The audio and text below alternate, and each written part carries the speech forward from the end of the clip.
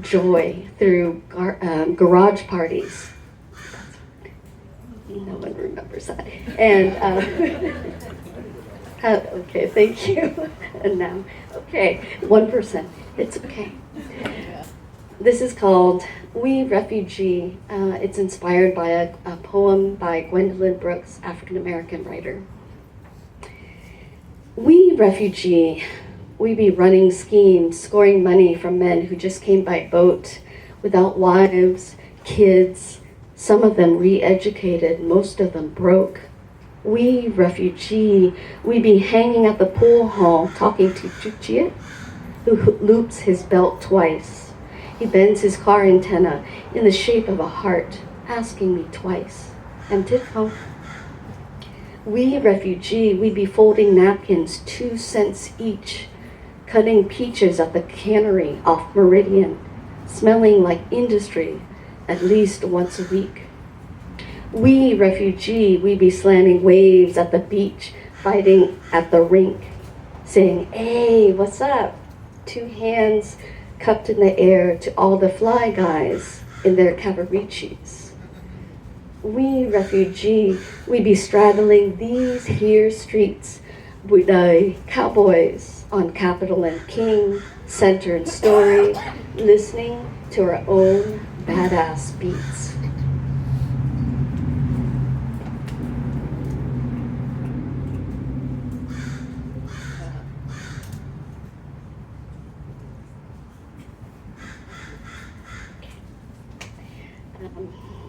So during this time, I think we were very alienated from American culture, and we created this thing called New Wave. I was a disobedient daughter from then until now.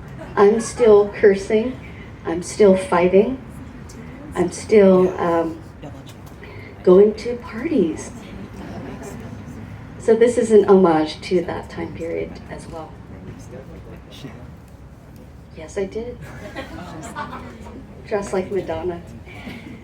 Okay, this is called The Edge. Yai has a sick-ass car. It's a beautiful teal Honda Civic with subwoofers as big as coffins. We ride with him to the edge. Our fake IDs get us in, and then, drenched in hip-hop beats, our sex as thick as legs in denim shorts. The guys with their rooster hair leaning against the wall, a quivering skyline, and then we're trembling to that deep bass, keep jingling, baby.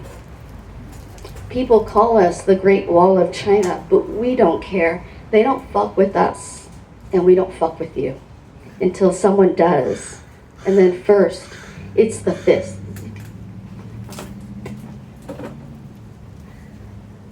And second, the kicks. Then outside for a smoke, Yai taps a cigarette with a long fingernail, lights it up, passes it around.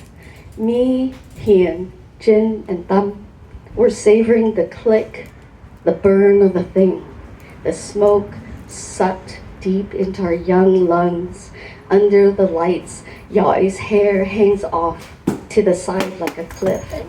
Keys in one hand, jangling, sweating, meeting.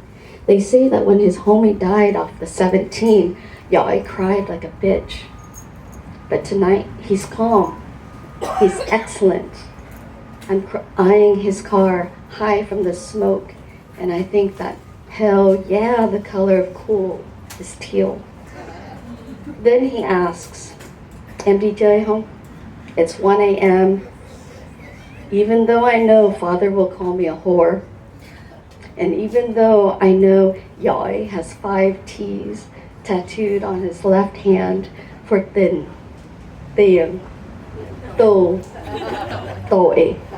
and toe, I go.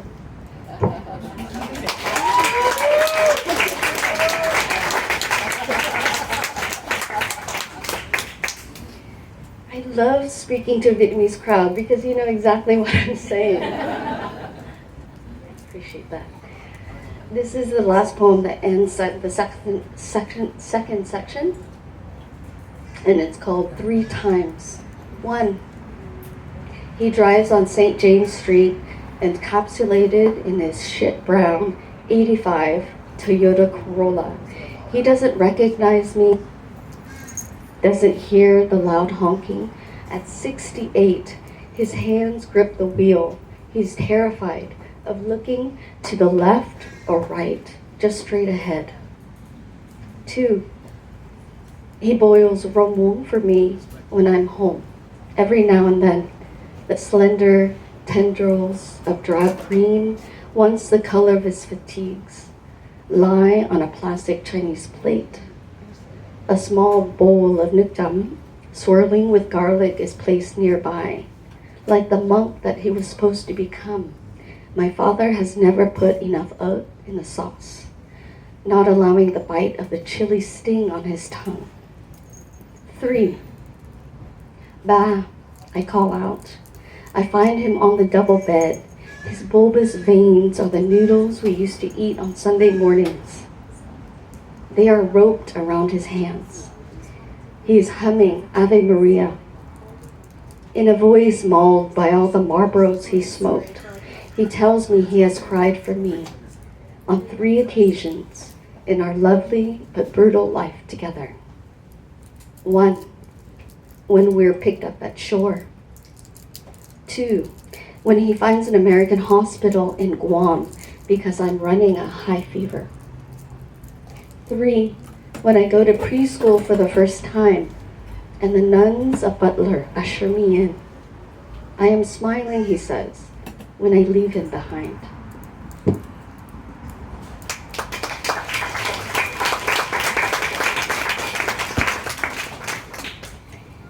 Last section and last 2 poems.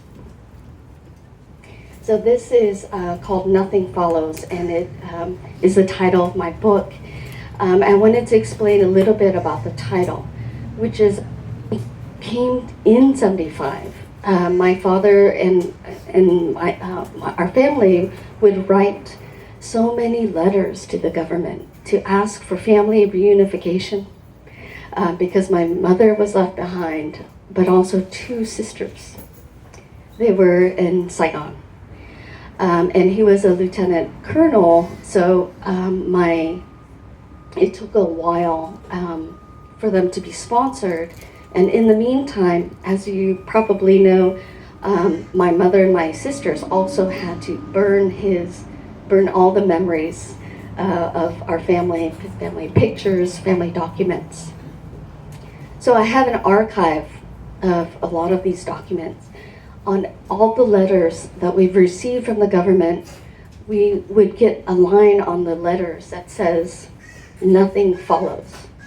So it is as if the government was saying, after reams and reams of our medical history, of my father's history as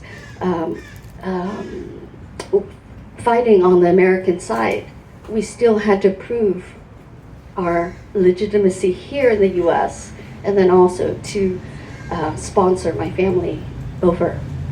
So the letters would say nothing follows, as if to say no more details are needed. But as I say in all of the talks that I do, this book provides a lie to that, because everything follows in the wake of war. And I wanted to pay homage to that kind of inheritance, that kind of legacy and lineage that we all bring to bear when we come here. Nothing follows. He's surrounded by walls that exhale smoke. 2 fans hover above him, their blades sweeping close. He begins and ends the day by talking to himself in 3 different languages. Legs crossed, foot tapping to a Catholic song. His thumb and finger form a hole like Clinton's during a speech. He's talking about the past.